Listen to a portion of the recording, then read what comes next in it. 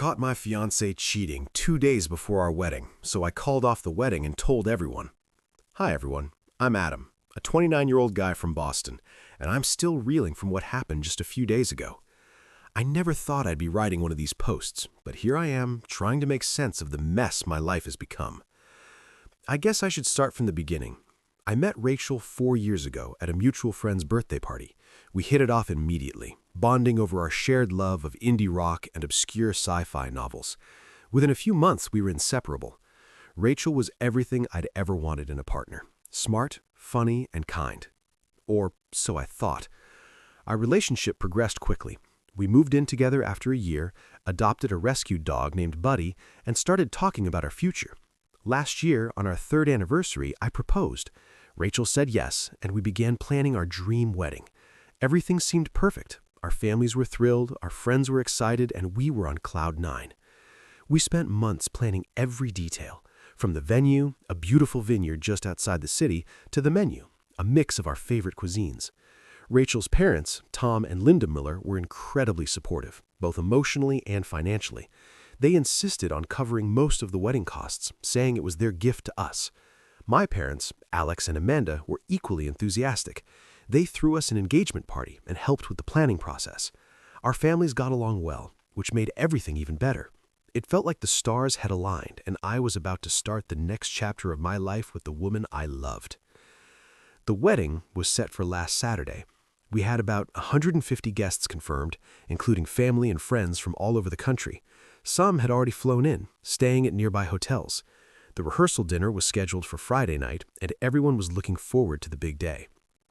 Then, last Thursday, just 2 days before the wedding, my world came crashing down. I had taken the day off work to handle some last-minute wedding details. Rachel was supposed to be at her final dress fitting with her mom and bridesmaids. I was at home double-checking our honeymoon reservations when I received a text from my best friend and best man, Liam. The message simply read, "Call ASAP, it's important." Confused and a bit worried, I called Liam immediately. What he told me next felt like a punch to the gut. Liam works at a software company downtown, and he had just seen Rachel entering a nearby hotel with another man. He said they were holding hands and acting very intimate. At first, I couldn't believe it. I trusted Rachel completely. There had to be some explanation, right? Maybe it was a relative in town for the wedding, or a friend she was meeting for lunch. But as Liam described the scene in more detail, my heart sank. He said Rachel and this man had kissed before entering the hotel, and it definitely wasn't a platonic kiss. I felt sick to my stomach. My mind was racing, trying to make sense of what I'd just heard. I thanked Liam for telling me and hung up. For a few minutes, I just sat there stunned. Then, almost on autopilot, I grabbed my keys and drove to the hotel Liam had mentioned. I parked across the street and waited. After what felt like hours, but was probably only about 45 minutes, I saw them exit the hotel. Rachel, my fiancée, the woman I was supposed to marry in 2 days, was arm in arm with a tall, dark-haired man I'd never seen before. They were laughing and looked completely at ease with each other as they walked down the street. I saw Rachel lean up and kiss him. It wasn't a quick peck on the cheek. It was a deep, passionate kiss that left no doubt about the nature of their relationship. I felt like I was watching a nightmare unfolding in front of me. I don't remember driving home. I must have, because the next thing I knew, I was sitting on our couch staring at the wall. Buddy, our dog, sensed something was wrong and kept nudging my hand, whining softly. I couldn't even bring myself to pet him. Rachel came home a few hours later, acting as if nothing was wrong. She kissed me on the cheek and started chattering about her day, talking about the dress fitting and how excited she was for the wedding. I couldn't believe how easily she was lying to my face. I waited until she finished talking. Then I simply asked, "Who is he, Rachel?" Her color drained from her face. She tried to play dumb at first, asking what I meant, but I told her everything, about Liam's call, about seeing her at the hotel. I asked how long it had been going on, how she could do this to me, to us, just days before our wedding. Rachel broke down crying, begging me to let her explain. Through her tears, she told me that the man was Jack, an ex-boyfriend from college. They had reconnected a few months ago on social media, and things had escalated quickly. She swore it was just a physical thing, that she still loved me and wanted to marry me. I was devastated. The woman I thought I knew, the future I had planned, it all crumbled in an instant. I told Rachel to get out. I couldn't even look at her. She tried to argue, to beg for another chance, but I was done. I told her the wedding was off and that I never wanted to see her again. After Rachel left, I sat in our apartment, surrounded by wedding gifts and reminders of the life we were supposed to start together. I felt numb. Then, as the shock wore off, anger set in. I thought about all the people who were coming to celebrate our wedding, about the money and time invested, and I made a decision. I started making calls. First to my parents, then to Rachel's. I told them everything. I called our wedding planner and started the process of canceling everything. Then I drafted a message and sent it to all our guests, explaining that the wedding was off due to Rachel's infidelity. Looking back, I know sending that mass message was probably an impulsive decision, but in that moment I wanted everyone to know the truth. I didn't want Rachel to be able to spin the story or make me out to be the bad guy. The aftermath has been chaotic, to say the least. Rachel's parents were shocked and embarrassed. They've been calling and texting, alternating between apologizing to me and defending their daughter. My parents are furious with Rachel and her family, feeling like we've been deceived and used. Some of Rachel's friends have reached out, calling me names for humiliating her publicly. Others, including some mutual friends, have expressed their support for me and their disappointment in Rachel. The financial aspect is another mess. Rachel's parents want their money back for the wedding expenses, but many things are non-refundable at this point. There's talk of legal action, though I'm not sure how serious that is. In the midst of all this, I'm left trying to pick up the pieces of my life. I've moved out of our apartment, and I'm staying with my parents for now. Buddy is with me. There was no way I was leaving him behind.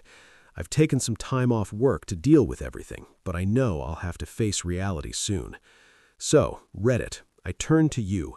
Am I wrong for exposing my cheating fiancé and canceling our wedding at the last minute? I'm torn between feeling relieved that I found out before we got married and feeling completely lost about what to do next. Any advice or perspective would be appreciated. Thanks for reading this far, and I look forward to hearing your thoughts. Update 1. Hey everyone, it's Adam again. It's been about a month since my last post, and a lot has happened. I want to thank you all for your support and advice. It really helped me navigate through one of the toughest periods of my life. I promised an update, so here goes. First off, I want to address something many of you pointed out in the comments. You're right, I acted impulsively when I sent that mass message exposing Rachel's infidelity. In the heat of the moment, it felt justified, but looking back, I realized it wasn't the most mature way to handle things. I've had time to reflect on this, and I acknowledge that my actions, while understandable, weren't entirely right. Now, let me catch you up on what's been going on since then. The immediate aftermath of canceling the wedding was chaotic, to say the least. My phone was blowing up with messages and calls from friends, family, and even some of Rachel's relatives. It was overwhelming, and I ended up turning off my phone for a few days just to get some peace. My parents have been incredibly supportive, letting me stay with them and helping me deal with the practical aspects of unraveling a life I thought I was going to share with Rachel. Mom's been making all my favorite meals, and Dad's been taking me fishing on weekends. Simple things, but they mean the world to me right now. Buddy, well, my dog now, has been a huge comfort too. There's something therapeutic about having a furry friend who loves you unconditionally. He's been sticking to me like glue, almost as if he can sense that I need the extra support. The situation with Rachel's family has been complicated. Rachel's parents were understandably upset when I first told them about Rachel's infidelity. They were shocked and embarrassed, especially since they had invested so much emotionally and financially in the wedding. At first, they were calling and texting constantly, alternating between apologizing to me and defending Rachel. They insisted that Rachel's actions were out of character and begged me to reconsider, to give her another chance. But I knew in my heart that the trust was broken beyond repair. The financial aspect of canceling the wedding has been a nightmare. As I mentioned before, many things were non-refundable at that point. The Millers initially threatened legal action to recoup their expenses, which added another layer of stress to an already tense situation. After a week of back and forth through emails and phone calls, we finally agreed to sit down and talk things through like adults. It was a difficult meeting, to say the least. We met at a neutral location, a quiet cafe downtown, to discuss how to handle the financial fallout. Rachel's parents were visibly uncomfortable, and honestly, so was I. We spent hours going over the expenses, trying to figure out what could be refunded and what couldn't. In the end, we came to a compromise.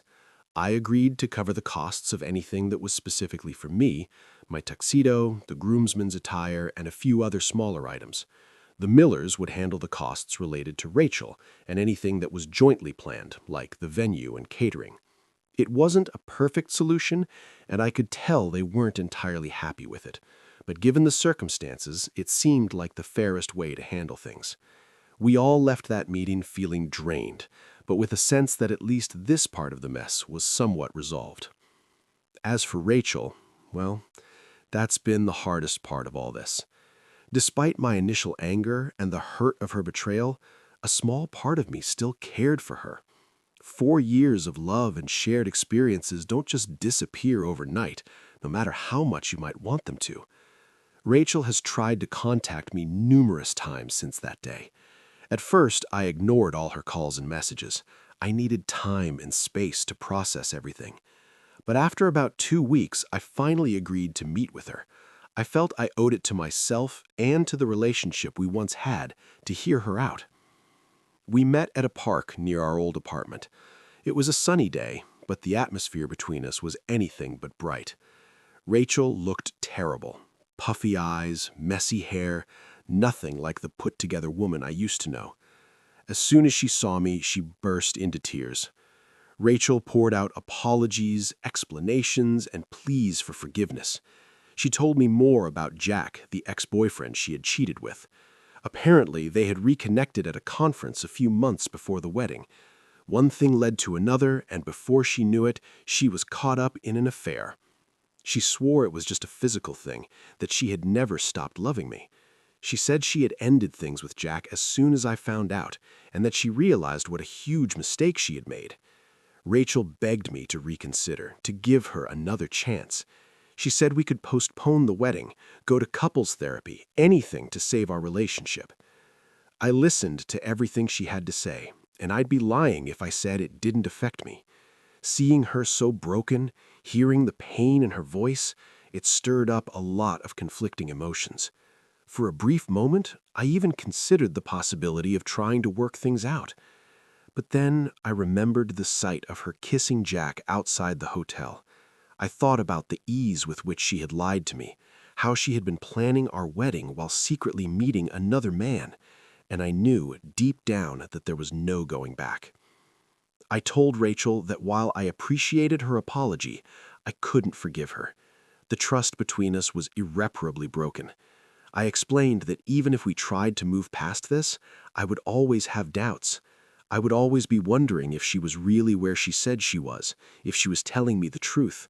That's no way to live, and certainly no foundation for a marriage. It was one of the hardest conversations I've ever had. Rachel broke down completely, and it took every ounce of willpower I had not to comfort her. But I knew I had to stand firm. I wished her well, told her I hoped she would find happiness, and then I walked away. It felt like closing the final chapter on a book I once thought would be my life story. In the weeks since then, I've been focusing on healing and moving forward. I've started seeing a therapist to help me process everything. It's been incredibly helpful to have a neutral party to talk to, someone who can help me navigate the complex emotions I'm dealing with. I've also been leaning on my friends more than ever. Liam, my best friend who initially tipped me off about Rachel's affair, has been checking in on me regularly. He's been great about getting me out of the house, whether it's for a game of basketball or just a beer at our favorite local pub. My other close friends have been supportive too. They've been patient with me, listening when I need to vent, distracting me when I need to get out of my head. I'm realizing more and more how lucky I am to have such a solid support system. Work has been another focus. After taking some time off to deal with the immediate aftermath of the canceled wedding, I threw myself back into my job. It's been a welcome distraction, and I've even taken on some new projects that I'm excited about. As for my living situation, I'm still staying with my parents for now. I've started looking for a new apartment, but I'm not rushing into anything. Being around family has been comforting, and I'm grateful for the stability it provides while I figure out my next steps. The situation with Rachel's friends and some of our mutual acquaintances remains tense. A few of Rachel's closest friends are still angry with me for the way I exposed her infidelity. They've sent some nasty messages, accusing me of humiliating Rachel unnecessarily. While I understand their loyalty to her, it still stings to be painted as the bad guy by people I once considered friends. On the flip side, many of our mutual friends have reached out to express their support for me. Some have shared that they're no longer in contact with Rachel, feeling that her actions were a betrayal not just of me, but of all the people who cared about us as a couple. It's bittersweet. I appreciate their support, but I hate that this situation has caused rifts in so many relationships. One of the hardest parts of all this has been dealing with the aftermath of the canceled wedding. There were so many little details that I never even considered until I had to start undoing them all. Returning wedding gifts, canceling honeymoon reservations, updating all the people who weren't on the main guest list but still knew about the wedding, vendors, co-workers, distant relatives. But slowly, surely, I'm starting to see a future beyond this pain. I've started setting new goals for myself, both personally and professionally. I'm considering taking some classes to further my career, something I had put on hold while focusing on wedding planning. I've also been thinking about doing some traveling on my own, maybe taking the trip to Europe I've always dreamed about. As for the question of whether I was wrong for exposing Rachel's infidelity and canceling the wedding, well, I've had a lot of time to think about that. The overwhelming consensus from my original post was that I wasn't wrong for canceling the wedding. That part I'm sure about. I couldn't have gone through with marrying someone who had betrayed my trust so completely. The exposure part is trickier. Many of you pointed out that while my anger was justified, sending that mass message was an impulsive and potentially hurtful action. After a lot of reflection, I tend to agree. In an ideal world, I would have taken some time to cool down and then found a more measured way to inform people about the canceled wedding. That said, I don't think I can fully regret my actions. In that moment, reeling from the shock and pain of betrayal, I acted on raw emotion. It wasn't perfect, but it was human. I'm learning to forgive myself for not handling everything flawlessly in a situation I never expected to be in. So, where do I go from here? Honestly, I'm still figuring that out. But for the first time since this all happened, I'm starting to feel hopeful about the future. I'm not ready to think about dating again, not by a long shot. Right now, I'm focused on rebuilding my life on my own terms. To those of you who offered advice and support on my original post, thank you. Your words meant more than you know. To anyone out there going through something similar, hang in there. It gets better. It's not easy and it's not quick, but it does get better. And to Rachel, if by some chance you're reading this, I meant what I said. I hope you find happiness. I hope we both learn and grow from this experience. But I also hope you understand that our chapter together is closed for good. Thank you all for listening, for caring, and for being a part of this journey with me. Your support has meant the world.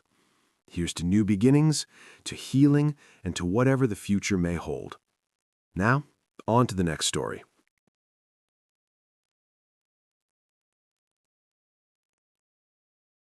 Dumped my GF 15 years ago because I didn't want kids. Now I'm back in her town, missing her like crazy. I've been tearing myself apart just thinking about her and how things ended. I can't stop no matter how much I try. This is going to be a long post. When I, 37 male, was 20, I met the most beautiful woman, Lila, who was 19 at the time. She was beautiful both inside and out.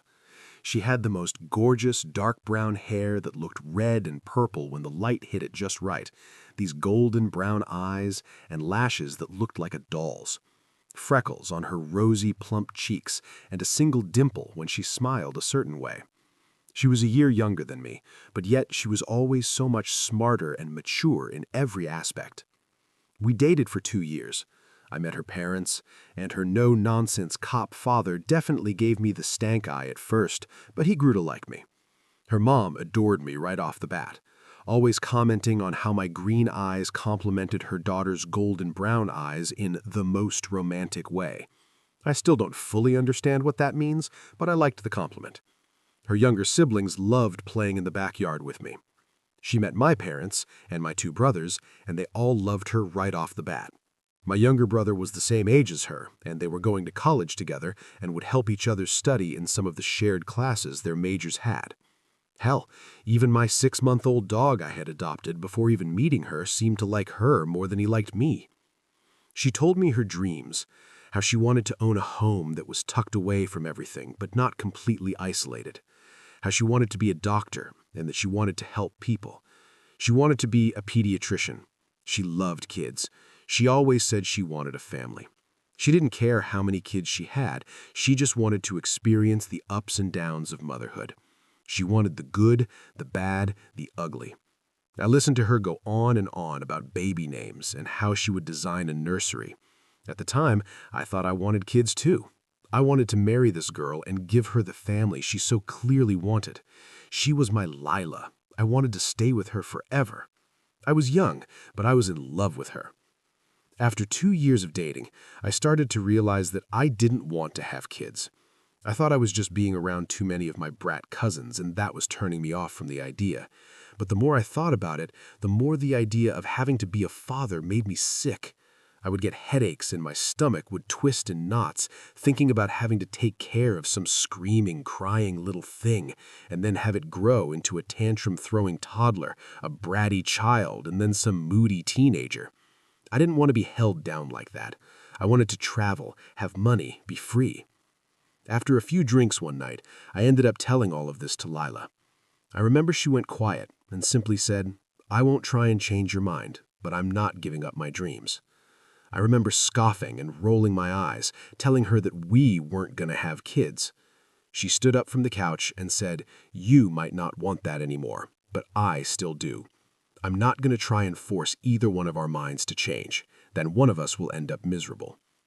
I realized she was breaking up with me, and even though she was so calm and mature about it, I remember feeling so angry. She was walking around the apartment gathering her things and being completely silent. I kept arguing with her, trying to change her mind. I kept telling her that it was stupid to want kids, that they were annoying and a waste of time. When she still didn't budge, I started to insult her. I said she was stupid, that she was a weak woman for wanting to be a mom, that she should just give up on being a doctor so she could push out her brats. Lila finally started to respond to me, telling me to calm down, that we simply wanted different things in life and that was okay. I hated her in that moment, that she wasn't agreeing with me. I remember punching the wall of our apartment, kicking a door, throwing anything I could get my hands on. She walked past me and left. This whole thing happened over a few hours. In less than a day, I lost the love of my life, and my apartment was now trashed. Of course, news of why we broke up and my reaction to it reached my family.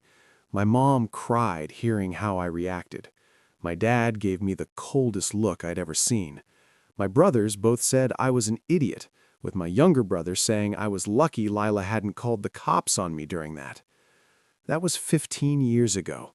I've tried to have relationships since, but they never lasted more than a few weeks. I travel around for work, but now I'm back in the same town Lila lives in. Lila got married, got her doctorate, had kids, and is still a pediatrician last I heard. I know my younger brother still kept some contact with her in the first few years after the breakup. He even invited her to his wedding, but she declined because she didn't want to cause drama. I'm back in her town, the town we both grew up in, dated in, lived in, and where she currently lives. I can't stop thinking about her. I miss her so much right now. I miss her sweet perfume that smelled like a bakery, her strawberry shampoo, the way her hair looks in the light. She's 36 now, and I want to reach out to her and make amends with her. I want to hold and hug her one last time, to tell her I love her and I'm sorry. I don't know if that's a good idea, but a part of me needs closure. I don't know what to do. I want to sweep her off her feet and have her be my love again, but I don't know if that ship has sailed already. I have a date with my ex tomorrow, and I'm nervous. August 11th, 2024. I recently reached out to an ex-girlfriend of mine to see about meeting up and catching up on life. I didn't expect her to respond to me, as we ended on bad terms. She responded. We ended up messaging for a while and did some catching up. I finally asked her if she'd be willing to see me in person, and she said she'd be willing to meet up with me. I'm over the moon, but I'm also nervous about going on a date with her. She's 36 and I'm 37, and our last time being on dates with one another was close to 15 years ago. Our date is tomorrow evening after she gets off work. I'm scared I'll mess things up again. I already feel like she's being too generous with me by even agreeing to speak to me again, let alone see me in person. But I'll take any chance I can to try and make things right with her. I can't shake this horrible feeling in the back of my throat that I'll mess something up, that I'll just end up more heartbroken than before, that I'll come on too strong and she won't want to see me ever again. I've bought her favorite flowers for her. I've already made sure to start wearing her favorite cologne of mine from all those years ago. I've been practicing what I need and what I want to say to her.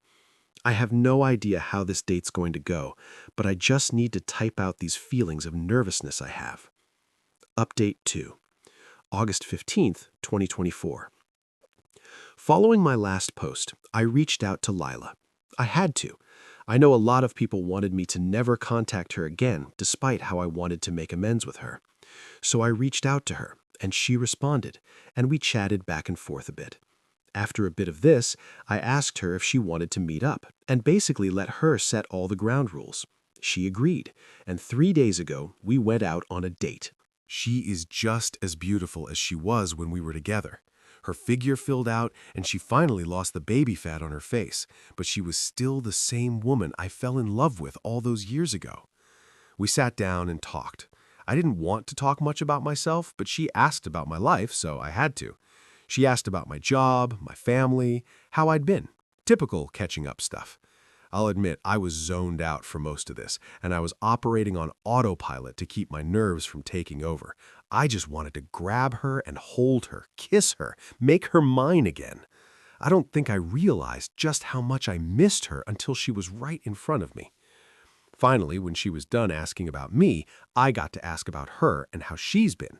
She got married 11 years ago, so 4 years after our breakup. She has 2 daughters, an 8-year-old and a 6-year-old.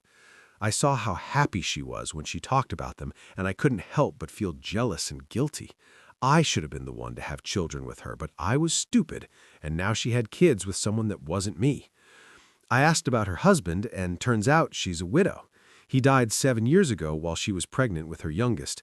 It was unexpected, according to her, but that she's done her best to move on and hold herself together and appear unaffected by it all for her daughters. I asked her if she was seeing anyone, and she said no. I asked her if she ever thought about me after our breakup, and she got vague with her answers. I told her she could tell me bluntly what she was thinking. Lila said that she was very depressed after our breakup. She had built a future of us in her head, and she felt like I broke it on a whim with no warning. She said she lost her first real relationship and all the dreams she had with me when we broke up. She admitted that she had been so attached and in love with me that for a while she almost tried to convince herself that she didn't want kids. But no matter what she did, she couldn't stop herself from wanting to be a mom, and she knew that if she gave that up voluntarily, she would be miserable for the rest of her life. I asked her if I scared her that night, if she felt threatened by me at all. She said the commotion overwhelmed her, and while the commotion frightened her, she wouldn't say she feared for her safety or life. So that gave me hope. I apologized to her about how we broke up and told her I had regretted everything I did and said that night. She said she had moved on and forgiven me years ago. She always was a very forgiving and kind person, part of the reason I fell in love with her in the first place. I asked her if she was willing to give me another chance and let me back in her life. She was hesitant and got quiet for a moment. I could feel myself panicking when that happened. She said that she didn't mind me being in her life, but that I'd have to regain her trust in order for her to consider even trying to date me. I was disappointed, frustrated, and very disheartened, but I knew if I came on too strong, she'd turn me away completely. I told her I'd be happy to be in her life any way that I can, and that with her permission, I'd be working to prove I deserved a second chance at romance. I'm happy to have Lila back in my life, and I'm going to work on proving to her that we should get back together. I hope that we can have the family and life she always talked to me about. I know there's still time, but the clock is ticking on it.